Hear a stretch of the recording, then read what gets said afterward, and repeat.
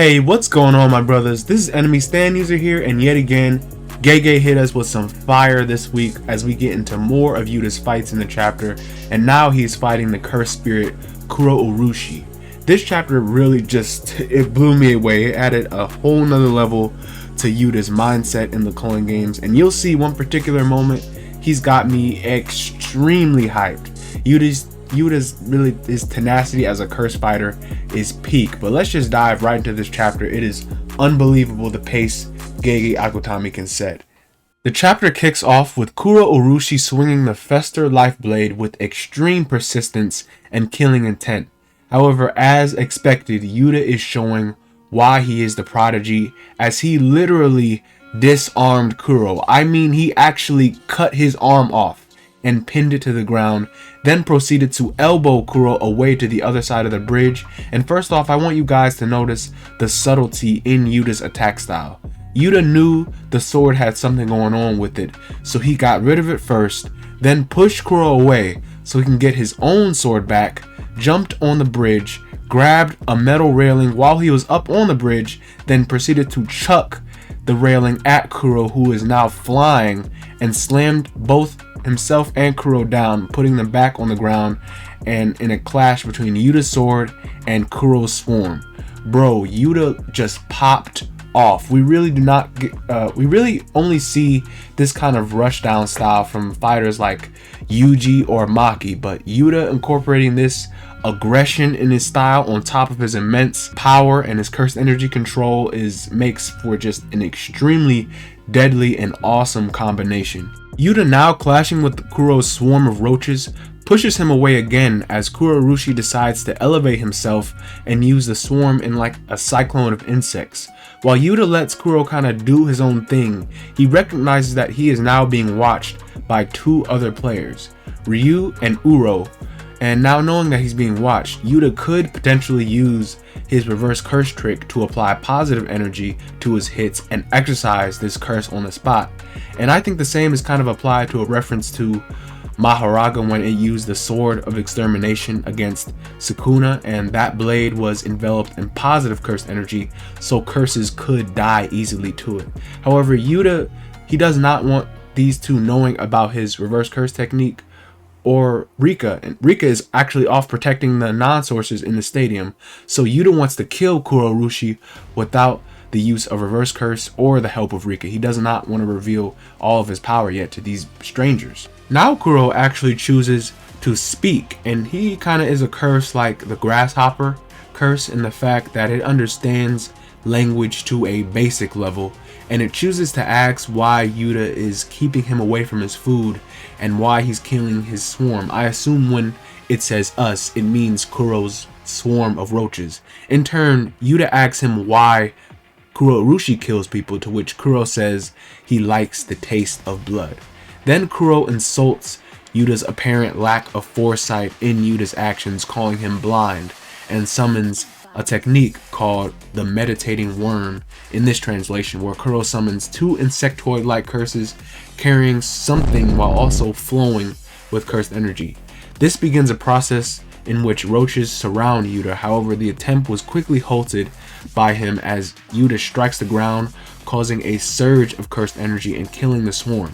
The two curses from earlier come down to engage Yuta, where Yuta quickly destroyed them. However, when they are killed, they left some kind of irritant or some kind of poison in Yuta's eyes, allowing Kuro to have another Fester Life Blade, taking advantage of the opening and making Yuta's sword clash with his own blade. This is kind of where the fight takes a turn. With the Fester Life Blade, when it's blocked, it shot out parasite-like roaches that burst out of Yuta's body in a gruesome manner. Yuta tries to shrug off this attack as Kuro goes in again and hits Yuta's stomach, causing more parasites to burst out and cripple Yuta. Things look really bleak for Yuta, and Ryu and Uro think the battles is just over with Kuro being the winner. Uro particularly is disappointed, saying he'll just get eaten. However, in this moment, as Kuro is about to devour him, Yuta goes on full demon mode, grabbing Kuro's head and biting off his f***ing face. This impact causes Kuro Urushi's body to split and implode as Yuta spilled positive cursed energy into it, and Kuro is now out of the game. He's just in pieces. He's everywhere. Naturally, Ryu and Uro are surprised by this and immediately picked up that Yuta used reverse curse technique. Ryu especially is impressed that he can use it on himself as well as others, even complimenting how he used it through his mouth and his palms against such a gross creature. But Uro, yeah, boy. She saw Yuta kill Kurorushi and she liked it. She wanted that smoke. She did not need to see any more. Warping right over to Yuta and whispering in his ear, "I see you can use reverse curse technique." And the chapter ends with what I assume is Yuta clashing against Uro's curse technique. And this final panel is godlike as we see the manga is just warping. And the end note reads, "A distorted state of war. Akotsu onward to the next battle." So wow, next week we really are in for something special. Just the subtlety in Hiroa's confidence and her character is really wild because she is always portrayed upside down and her body seems to be seriously affected by her curse technique in this sort of invisible, translucent, cosmic sort of invisible bikini. And right off the rip, really GEGE is giving us hints on how powerful she is based on her portrayal. Even her associated clan was said to be a rival to Yuta and Gojo's Sugiwara family, with Uro Takako relating to the ancient imperial Fujiwara clan. The fact that her sky manipulation lets her float and it's not even a consideration to touch the ground even once is kind of concerning. It gives very eerie vibes because she literally seems like she's either drunk on her own power or has so much control over the technique and cursed energy that it's just easy to fly with her ability, and it's like it's always on. So now at the end of the chapter, she displayed such a degree of confidence that she just strolled right up close behind Yuta and just flexed on him with her curse technique. The last panel goes really crazy as it looks like she just distorted space all around that area, and it's kind of like what happens, it looked like what happens with a black flash or some crazy strong technique like that. And it's really scary if a technique can actually have actual real effects, or it can distort space, or has control over a concept such as the sky. That's very scary to think about, and it's just absolute insanity. And of course, our boy Yuta right now is in the middle of it, and we love to see it. Ryu seemed impressed, but he was just kind of content on staying back. However, Uro saw how good Yuta was, and she wanted everything to do with that. She wanted all the smoke and all those problems. But another big surprise was Yuta's final attack against Kuro.